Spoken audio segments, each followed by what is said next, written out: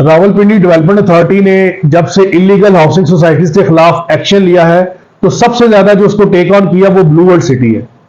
Blue world city ने 2017-18 में booking का आगाज किया और आज के दिन तक जो है वो प्लॉट्स बुकिंग के ऊपर सेल कर रहे हैं। उस वक्त इनका क्लेम था कि हमारे पास 20 से 30 हजार कनाल जमीन है। आज साहब नजीर साहब क्लेम करते हैं कि हमारे पास 2,25,000 कनाल जमीन है। बहुत अच्छी बात है, लेकिन अगर आप इसकी एक एवरेज लगाएंगे 10 लाख रुपया कनाल भी उन्होंने जमीन ली है तो तकरीबन 250 रुपया बन जाता है। तो ये पैसा कहां से आया? अब इदारों ने आपसे हिसाब मांगा है तो आप हिसाब दें। दूसरा आपने ये किया कि सियासत को कारोबार के साथ जोड़ दिया। पिछली हुकूमत थी इमरान खान साहब की, तो आप उन्हें जो है नया पाकिस्तान के लिए जमीनें दे रहे थे, गवर्नर साहब के साथ सेल्फियां बना रहे थे। अब नई हुकूमत आई है तो आप कह रहे हैं जी पिछली हुकूमत ने जो है वो बड़े ज्यादती की ब्लू वर्ल्ड के साथ, वो पैसे मांग रहे थे, वो ये कर रहे थे। तो इससे अल्टीमेट जो नुकसान है वो रियल एस्टेट इंडस्ट्री का हो रहा है।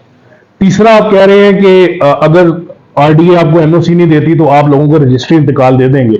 सर आप रजिस्ट्री इंतकाल दे देंगे, हमारे सामने गोरी टाउन इस्लामाबाद की मिसाल है। पहले किसी जमाने में वहां पे बिजली के मीटर भी लग जाते थे, रजिस्ट्री इंतकाल पे घर है, तो अब वहां पे तो ना गैस का मीटर लगता है ना बिजली का मीटर लगता है।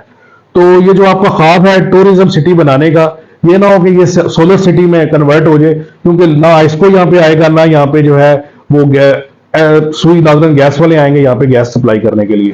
तो बराए मेहरबानी इस पे सोचिए। साहब नजीर साहब से गुजारिश है कि आप जो आरडीए की जो कंप्लायंस है, जो उनके एनओसी के मामलात हैं, उसको क्लियर करें ताकि लोगों का एतमाद जो है वो रियल एस्टेट इंडस्ट्री पर भी बहाल हो और ब्लू वर्ल्ड सिटी पर भी बहाल हो।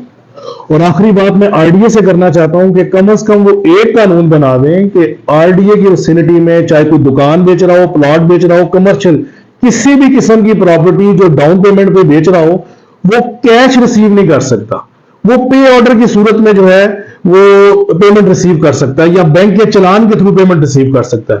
फिर भले से उसका एनओसी है नहीं है, इन प्रोसेस है, कम से कम आरडीए को, कम से कम हुकूमत पाकिस्तान को ये तो पता चलेगा कि वो प्रॉपर्टी ली किन लोगों ने है और वो कितना पैसा उस सोसाइटी के या उस प्रोजेक्ट के ऑनर के पास गया है, ताकि कल कल कोई मसले मसाइल हो तो लोगों को पता चल सके और लोग ज्यादा सेफ फील करें जो है ना पेमेंट करने में। और सोसाइटीज को उनके ऊपर भी एक चेक एंड बैलेंस हो के भाई अदारों को पता है कि हमारे पास कितनी पेमेंट आ रही है और उसको हम कहां पे जो है वो एक्सपेंस कर रहे हैं।